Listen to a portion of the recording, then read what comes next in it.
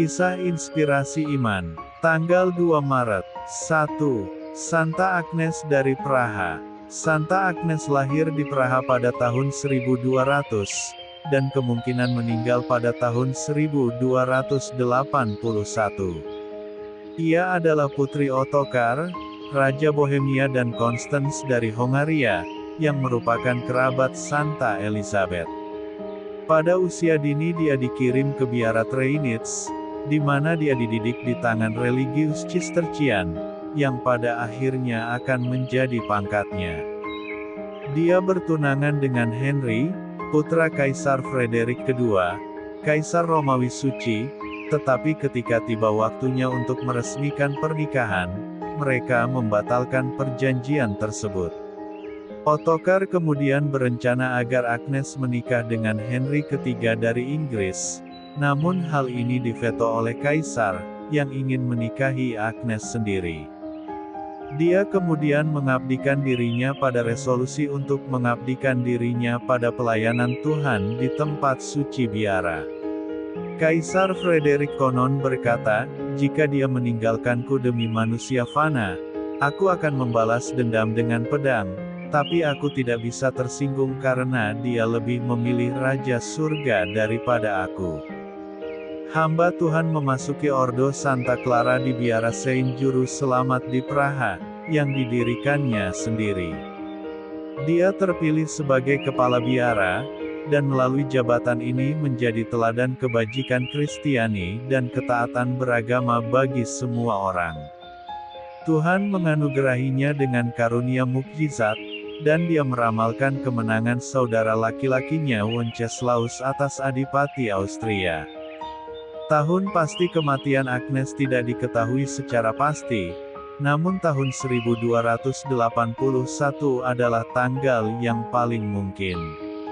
Ia dibeatifikasi pada tahun 1874 oleh Paus Pius ke-9 dan dikanonisasi oleh Paus Santo Yohanes Paulus II pada tanggal 12 November tahun 1989. 2. Santa Angela dari Salib. Santa Angela dari Salib adalah pendiri Institut Suster-Suster Rombongan Salib. Lahir pada tanggal 30 Januari tahun 1846 di Seville, Spanyol, dan diberi nama baptis, Maria of the Angels. Guerrero Gonzalez, calon orang suci dikenal sebagai Angelita. Ayahnya bekerja sebagai juru masak di biara para Bapak Tritunggal, tempat ibunya juga bekerja mencuci pakaian. Mereka memiliki 14 anak, dan hanya 6 yang mencapai usia dewasa. Angelita sangat dipengaruhi oleh ajaran dan teladan orang tuanya yang saleh, dan diajari sejak usia dini bagaimana berdoa rosario. Dia sering ditemukan di gereja paroki berdoa di hadapan patung Bunda Maria yang sehat, sementara ibunya menyiapkan altar di dekatnya. Di rumah mereka sendiri, sebuah altar sederhana didirikan untuk menghormati perawan Maria selama bulan Mei, di mana keluarga tersebut akan mendaraskan rosario dan memberikan penghormatan khusus kepada Bunda Maria. Angelita melakukan komuni pertama ketika dia berusia 8 tahun, dan krismanya ketika dia berusia 9 tahun. Dia memiliki sedikit pendidikan formal, dan mulai bekerja saat masih kecil di toko sepatu. Majikan dan guru reparasi sepatunya, Antonia Maldonado, adalah seorang wanita suci. Setiap hari para karyawan berdoa rosario bersama dan membaca kehidupan para orang suci. Canon Jose Torres Padilla dari Seville adalah pembimbing spiritual Antonia, dan memiliki reputasi sebagai pembentuk orang suci.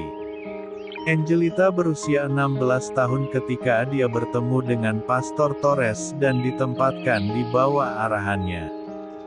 Keinginan Angelita untuk memasuki kehidupan religius semakin meningkat, dan ketika dia berusia 19 tahun, dia meminta untuk masuk ke Karmelit Discalcet di Santa Cruz, tetapi ditolak karena kesehatannya yang buruk. Sebaliknya, Mengikuti nasihat Pastor Torres, dia mulai merawat pasien kolera yang miskin, karena epidemi kolera dengan cepat menyebar di kalangan masyarakat miskin. Pada tahun 1868 Angelita mencoba sekali lagi masuk biara, kali ini Daughters of Charity of Sheffield. Meski kesehatannya masih lemah, ia diterima. Para suster berusaha meningkatkan kesehatannya dan mengirimnya ke Cuenca dan Valencia, namun tidak berhasil. Dia meninggalkan puteri cinta kasih selama masa novisiat dan kembali ke rumah untuk terus bekerja di toko sepatu. Pastor Torres percaya bahwa Tuhan mempunyai rencana untuk Angelita, namun rencana ini masih merupakan misteri.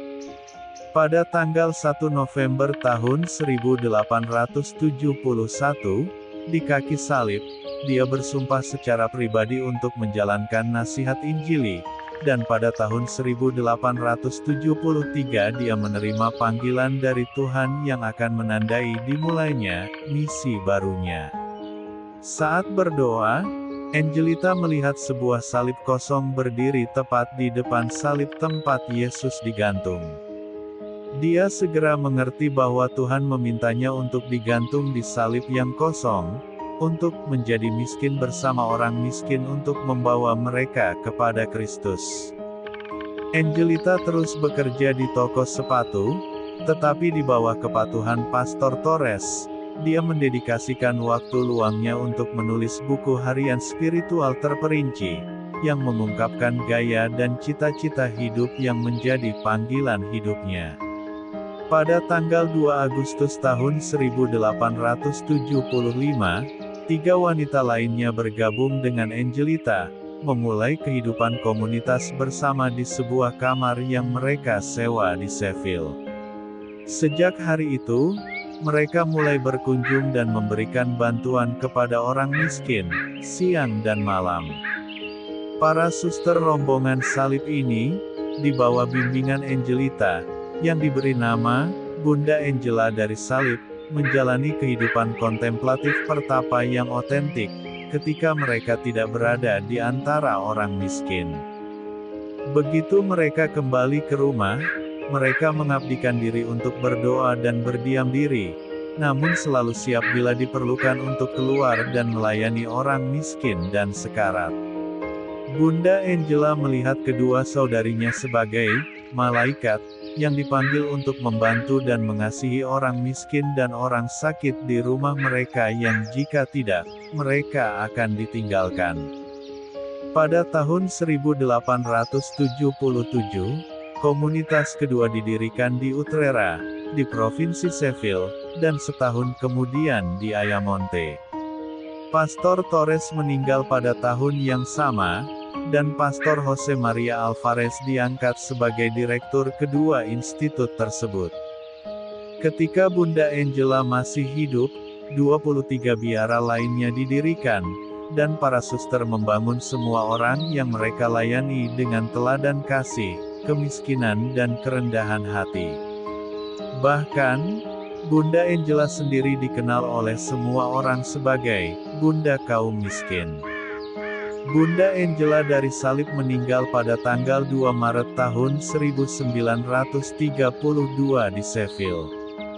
Dia dibeatifikasi oleh Paus Santo Yohanes Paulus II pada tanggal 5 November tahun 1982.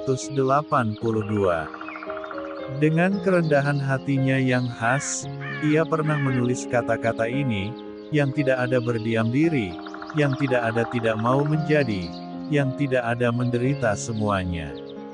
Yang tidak ada tidak memaksakan dirinya, yang tidak ada tidak memerintah dengan otoritas, dan akhirnya, yang tidak ada dalam makhluk adalah kerendahan hati yang praktis. 3. Beato Charles yang baik. Charles adalah putra Canute keempat dari Denmark dan Adela dari Flandria. Ketika dia baru berusia 5 tahun, ayahnya dibunuh di gereja Saint Alban, Odense. Ia dibawa oleh ibunya ke istana Robert, kakek dari pihak ibu dan Pangeran Flanders sebagai tempat yang cocok baginya untuk tumbuh dewasa. Beato Charles menjadi pejuang yang hebat, dan menemani kakeknya dalam perang salib ke Tanah Suci dan juga berperang melawan Inggris. Setelah kematian Robert pada tahun 1111, Pangeran Baudouin yang baru, putra Robert, sangat bergantung pada nasihat Charles. Masyarakat menjadi sangat menghargai cara Charles yang bijak dan dermawan serta kesucian pribadinya. Baldwin mengatur pernikahan Charles dengan putri Pangeran Clermont dan ketika Baldwin terluka dalam pertempuran, ia menugaskan Charles sebagai penerusnya sebelum ia meninggal pada tahun 1119. Charles memerintah rakyatnya dengan kebijaksanaan, ketekunan, dan kasih sayang. Dia memastikan bahwa masa gencatan senjata dihormati, dan berjuang melawan praktik pemasaran yang tidak etis. Salah satu contohnya adalah tindakannya terhadap keluarga-keluarga rakus dan berpengaruh yang berencana menimbun gandum untuk dijual dengan harga yang terlalu tinggi.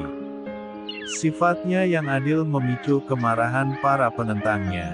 Suatu hari di tahun 1127, ketika Charles sedang berdoa di gereja Saint Donatian, musuh-musuhnya menyerangnya dan membunuhnya. Hari Raya Beato Charles yang baik jatuh pada tanggal 2 Maret. Santa Agnes dari Praha, Santa Angela dari Salib dan Beato Charles yang baik, doakanlah kami. MAP TV Channel.